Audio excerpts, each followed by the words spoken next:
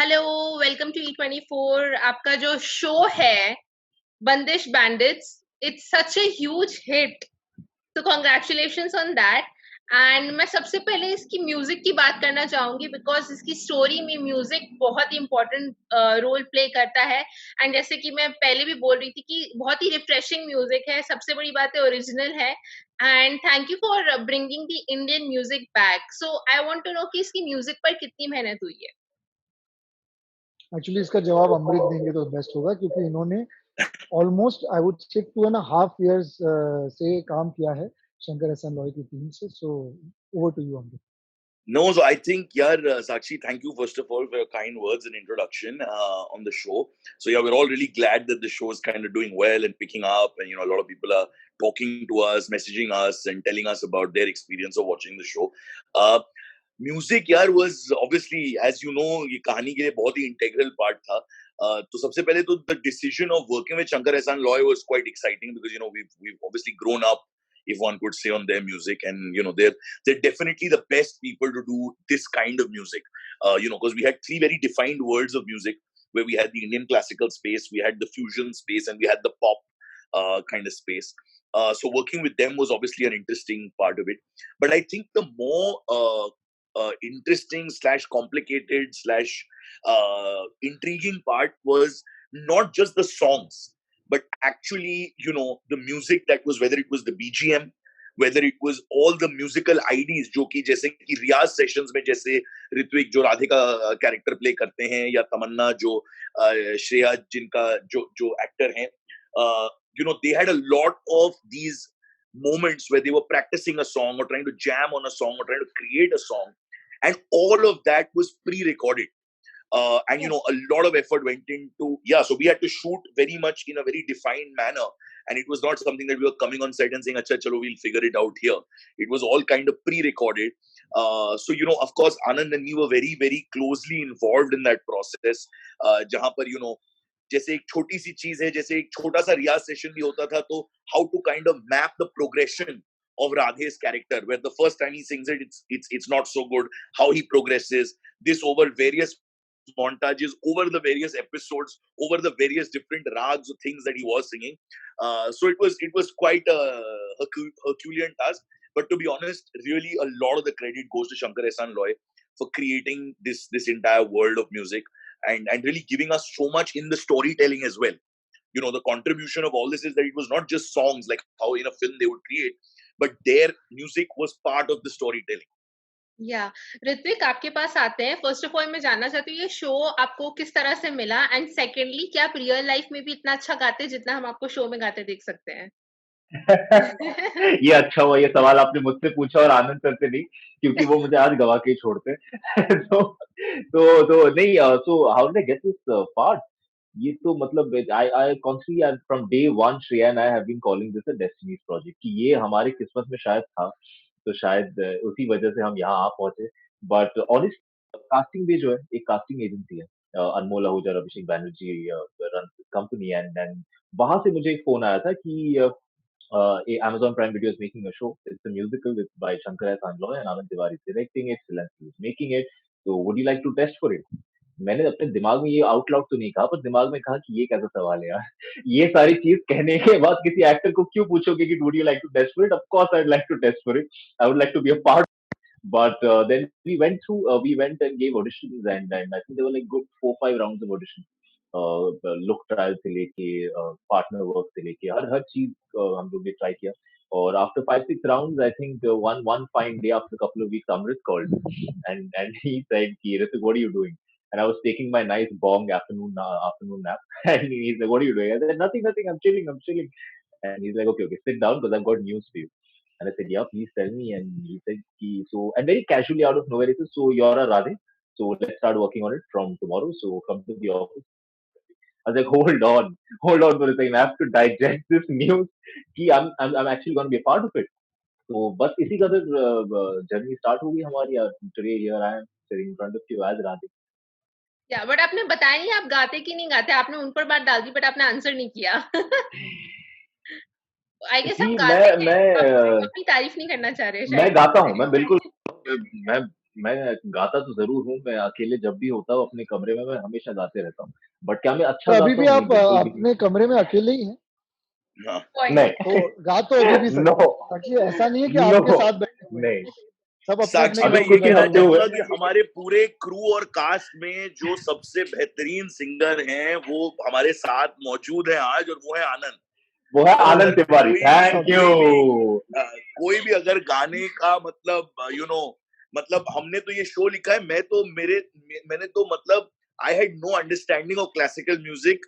I still have pretty much no understanding of classical music even after having gone through this journey of writing the show, and I used to not even be attended. So anyone in our group who is connected to music the most, it's actually Anand. Yeah, okay, fine. I हाँ, can and get you aware. Must make him Singh. I will at the end. Anand ji, आपके पास आते हैं, जैसे हम लोग देख रहे हैं कि आपने पहले भी काफी न्यू कमर्स के साथ काम किया. ऑफ कोर्स ऋत्विक ने पहले काम किया है, it's not like that, but still like relatively जब आपने विकी के साथ भी काम किया था तो उन्होंने पहले ज्यादा काम नहीं किया था. My question to you is कि जब आप किसी न्यू कमर के साथ काम करते हैं जिनको ज्यादा एक्सपीरियंस नहीं है in front of the camera, what do they bring to the table जो experienced actors नहीं लाते हैं? नहीं What's साक्षी, unique तो हम about that? अमृत, तो इसका इसका जवाब ये है कि अमृत और मैं जब कोई भी चीज़ लिखते हैं, तो हम ये नहीं सोचते कि इसमें ना नया जो न्यू कमर है ना ये तड़का लाएगा या एक्सपीरियंस्ड आदमी ये तड़का लाएगा, ऐसे नहीं सोचते। तो जो पार्ट होता है वो अपने आप आपसे कुछ चीज़ें कहता है, और आपको you have to just be honest as a creator to listen to that carefully. So casting process में अमृत और मैं हमेशा से काफ़ी विश्वास रखते हैं।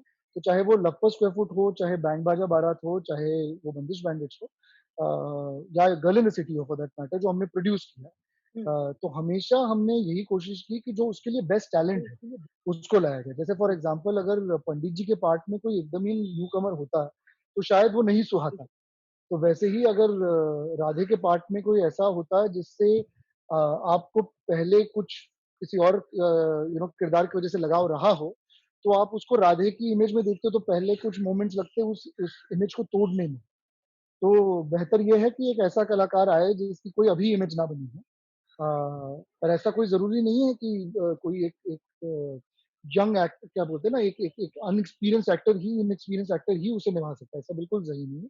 ऐसे कई कलाकार थे जिन्होंने पहले काम किया, जिन्होंने इसके लिए बेस्ट किया।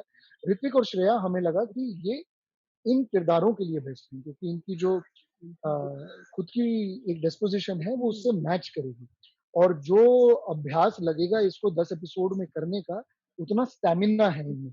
इसलिए जब 4 राउंड्स और 5 राउंड्स हुए, इनसे गरबा कराना रह गया था, बाकी सब करा दिया था हमने। तो जब जब हमने देखा कि इनमें वो स्टैमिना है, और ऑडिशन दर ऑडिशन इनका ये स्टैमिना टूट नहीं रहा, और ये किस तरह से डायरेक्शन को इम्बाइब कर रहे हैं और उसको प्रेज़ेंट कर रहे हैं, तो वो भी देखना ज़रूरी था। तो जब हमको लगा कि ये निभा लेंगे, तब जाकर इनको हमने चुना। इसी तरह जब विकी को हमने चुना तो वो भी एक ऑडिशन प्रोसेस के थ्रू रहा, या जब अंगीरा को हमने बैंड बाजा बारात और लव स्क्वायर फुट में चुना, तो लव स्क्वायर फुट में उनकी कास्टिंग ऐसे नहीं हो गई कि वो बैंड बाजा बारात में हमारे साथ काम कर रही थी, तो वो एक पूरे प्रोसेस के साथ हुई। तो उसमें हनी ट्रेहान थे कास्टिंग डायरेक्टर। तो हमेशा हमने बहुत ही मेरिट बेस्ड कास्टिंग की है, चाहे मिथिला पालकर हो गर्ल इन द सिटी में। तो एसएसएमसी में जितना काम हुआ है उसमें हमेशा कास्टिंग को लेके एक बहुत ही रिस्पेक्टफुल वे से उसको अप्रोच किया गया। हाँ, जब आप एक्सपीरियंस्ड एक्टर्स के पास जाते हैं तो आपको पहले ये जानना होता है कि कोई नसरुद्दीन शाह के पास छोटा काम आप लेके नहीं जाएँगे। किरदार अगर पंडित जी जैसा ना हो तो आप उनके पास ना जाओ, वरना जब पंडित जी जैसा किरदार आता है तो वो आपको पहली ही नज़र में हाँ कर दें। तो उसी तरह जब अतुल सर के पास हम इसलिए पहले कोई और काम लेके नहीं गए, क्योंकि हमें पता था कि जब अतुल सर के पास हम दिग्विजय लेकर जाएँगे तो शायद उसे हाँ कर दें। So you have to be very careful and sensitive about how actors would react to parts, and we are good at it. We do या agree that we are good at casting. Coming to that, जैसे आपने नसीर साहब की बात की, या फिर जब आप बहुत एक्सपीरियंस एक्टर्स के साथ काम करते हैं, तो आप दोनों के साथ कभी ऐसी पोजीशन होती है कि लाइक आप उनको बोलना चाहते हैं कि मे बी आप एक और टेक करिए, but because everybody is like अरे वो इतने अच्छे एक्टर है, how do you tackle that situation? Because I guess it वो बहुत इंटिमिडेटिंग सिचुएशन Valid हो question. जाती होगी, क्योंकि they are good, but how do you tell them, आपसे इतने सीनियर भी हैं, वो उनका एक्सपीरियंस जी, इतना ज्यादा है, एंड जो एक इमेज है जी। उनके अराउंड. साक्षी, तो बहुत ही वैलिड क्वेश्चन है। पर नसीर सर के साथ मेरा जो एक्सपीरियंस रहा है वो 10 सालों का रहा है। मैं उनके अंडर एक्टिंग कर चुका हूँ प्लेज़ में। तो मैंने उसका फ़ायदा बहुत उठाया। तो और वो अमृत कौर मुझे ना इन अ वे अपने बेटों की तरह ही देखते हैं, क्योंकि उनके बेटे हमारी ही उम्र के हैं। इमाद और विवान जो हैं वो हमारी ही उम्र के हैं।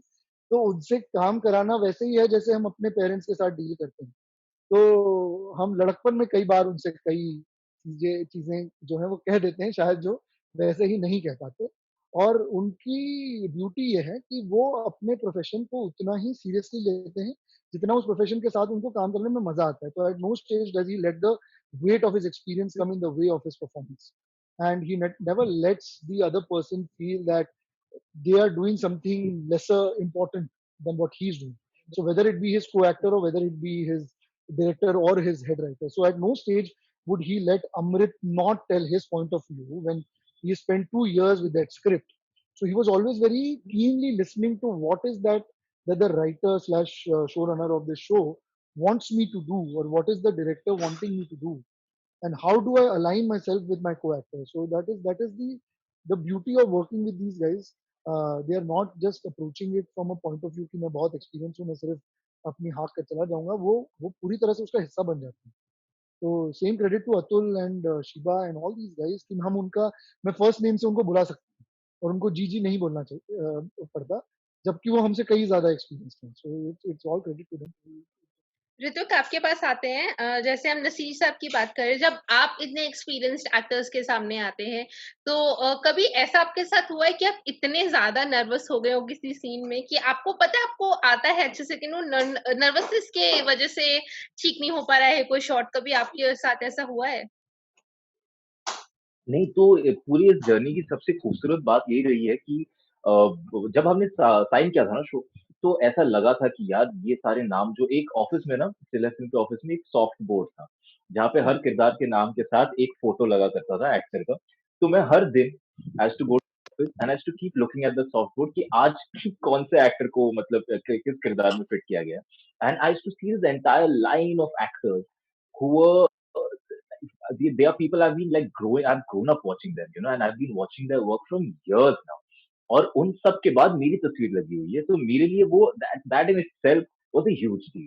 तो उस वक्त मैं बड़ा एक घबरा सा गया था कि ये मैं कर पाऊंगा नहीं कर पाऊंगा, how or look or sound next to these people, and I really hope कि मैं जो ये मुझे मुकाम दिया जा रहा है, I really hope कि मैं इसको लिव अप कर पाऊँ, यू नो, मैं इस पे खरा उतरूँ।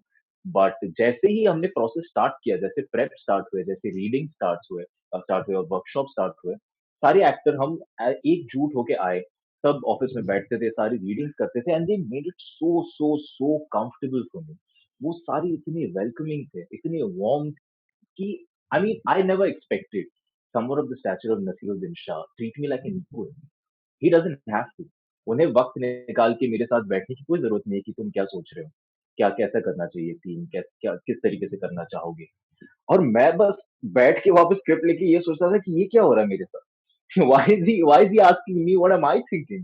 तो ये जो एनवायरनमेंट सारे एक्टरों ने, सारे डिपार्टमेंट के हर किसी ने, क्योंकि बहुत सारे टेक्नीशियंस जो क्रू में थे, वो सारे एक्सपीरियंस लोग थे। Amrit and Anand themselves have done such beautiful work before. So I really think ये जो गंगोत्री है ना, this Amrit and Anand, their tributaries fall into so much love. You know, हाँ, everybody in on set, all of them really emit exactly what they are emitting. You know, and that's beautiful, and they've made it so comfortable for us. So both Shreya and I at no point shoot करते वक्त तो एक second के लिए भी नहीं लगा कि यार ये कैसे करेंगे। उल्टा बड़ा मजा आया। You know, it was an exciting process. तो नहीं, डर तो नहीं था। जी, प्रोड्यूसर जी के पास आते हैं और उनसे कुछ राज़ जानते हैं। देखिए, ऑडियंसेस ये जानती हैं कि जब हम लोग थिएटर में जाते हैं तो फ़िल्में उस हिसाब से प्रॉफ़िट कमाती हैं, लेकिन बहुत लोगों को अभी तक ये नहीं पता कि जब एक वेब सीरीज़ आती है, तो उसके प्रॉफ़िट किस हिसाब से डिसाइड होते हैं। And because now of course आपके शो को बहुत लोगों ने देखा है एंड वैसे सक्सेसफुल है। बट क्या मॉनेटरीली भी इस चीज़ का रिटर्न मिलता है to the producer and the makers? जी बिल्कुल, I think उसका I'll answer this in two parts. One is purely just talking about the monetary, and then overall looking at what like for example, if box office is the measure of success for films, how Yeah. does one really look at what the success for a web series could mean like? Uh, so I'll take this part first. So I think there are three parameters, Sakshi, that are prime, right? That we need to look at.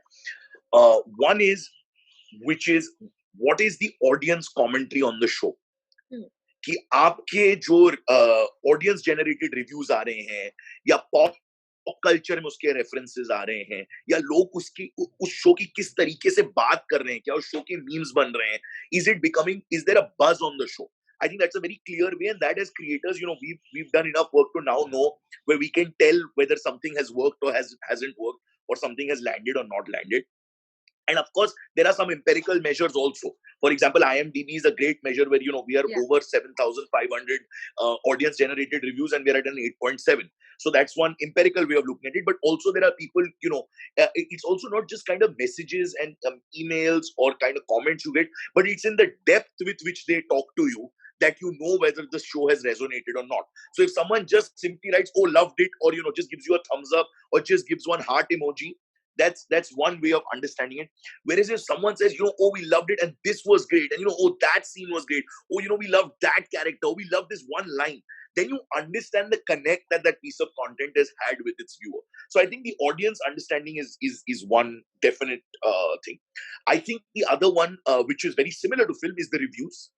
Which is the critical reviews. I think that's an equally important part of the content that is made today. And, there's a huge space for it, because I think there are a lot of audiences that look at those and then decide whether they want to or not want to watch a piece of content. And that's only growing. And I think that's good, because that keeps us all on our toes. And there is a need to constantly strive and pursue for excellence, which is a good thing. And I think the third thing is the platform itself.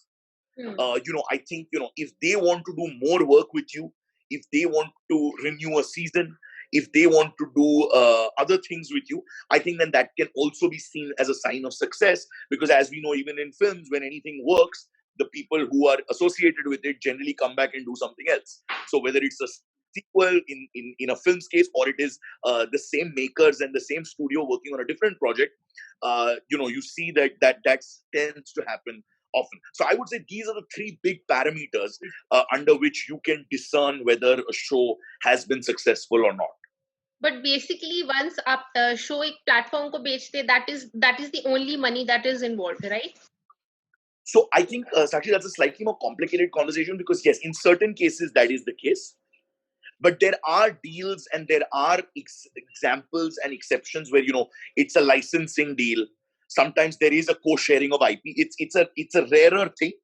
Primarily, it's a fee-based model where you basically take a piece of content, you sell it to the platform, and they pay you a fee for executing the show. But there are exceptions to the model, depending on, what you're doing, what's the content, which company you are, etc., etc. Thank you. Ritwik, आपके पास आते हैं, because आपका ये show is like the most successful work जो आपका अभी तक आया है. What are you looking forward to in your career now?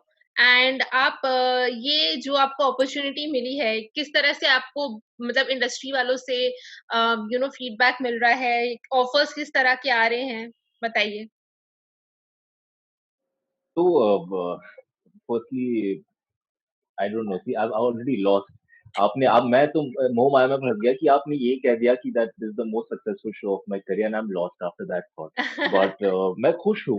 I was excited while I was working on this project. बहुत बहुत खुश था कि मुझे इस शो में पार्ट बनने का, एक हिस्सा बनने का मौका मिल रहा है.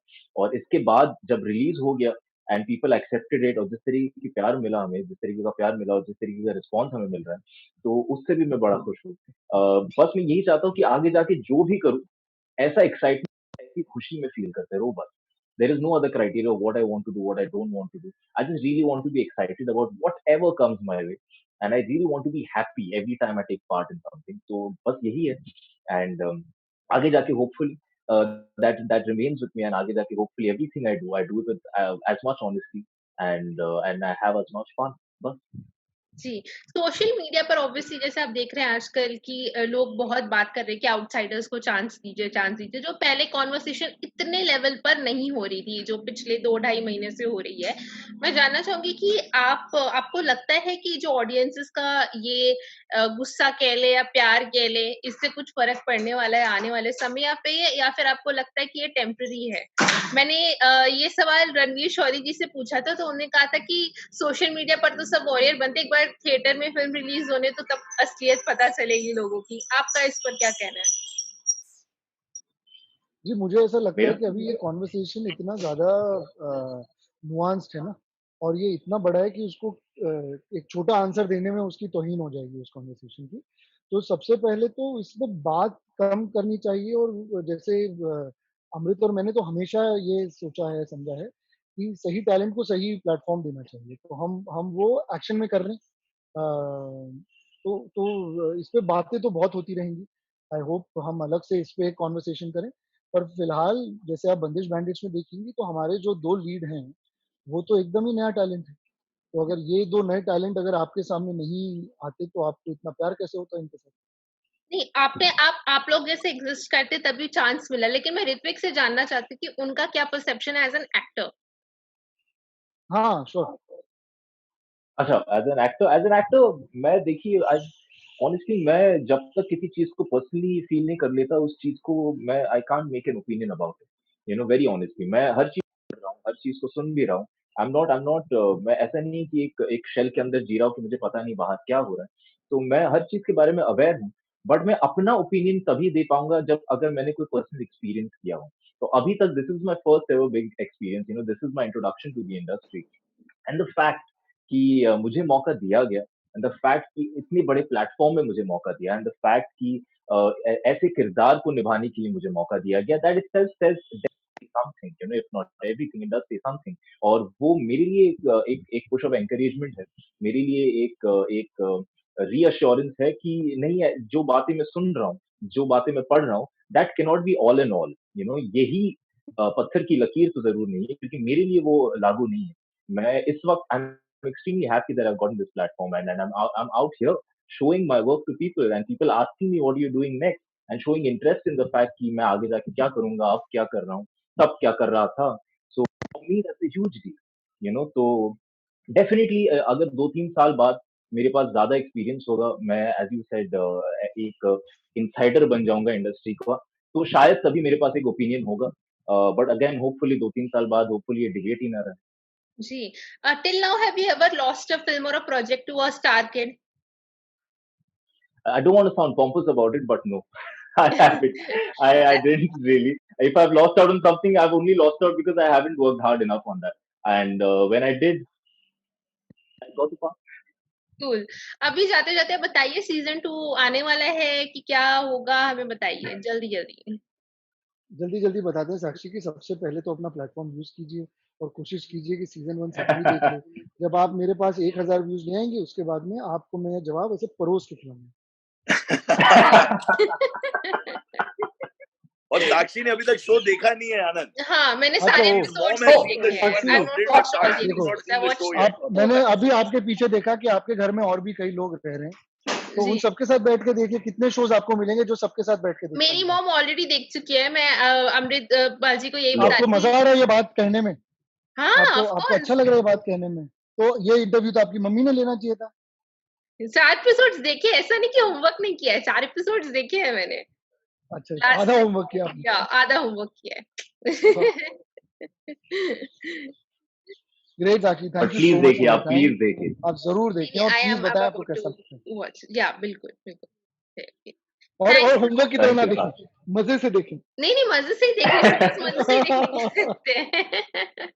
Thank you Sakshi for your time. Thank you, Thank you, thank you, Sakshi. Thank Thank bye, you. Bye, bye. Thank you, Sakshi. Bye, take care. Bye. Bye, bye. Thank you. Bye. अगर आपको हमारा ये वीडियो पसंद आया हो तो इसे like और शेयर जरूर करें और हाँ, हमें सब्सक्राइब और फॉलो करना ना भूलें ताकि आप एंटरटेनमेंट की कोई भी खबर मिस ना करें, चाहे बॉलीवुड और टीवी से जुड़ी बिग न्यूज हो या स्टार्स का लाइफस्टाइल, बी टाउन की कोई पार्टी हो या सेलिब्रिटीज की डेटिंग, फिल्म और टीवी इंडस्ट्री की गॉसिप हो या कंट्रोवर्सीज, हर वीडियो मिलेगा E24 पर। तो फिर धमाकेदार एंटरटेनमेंट के लिए जुड़े रहिए हमारे साथ और देखते रहिए E24।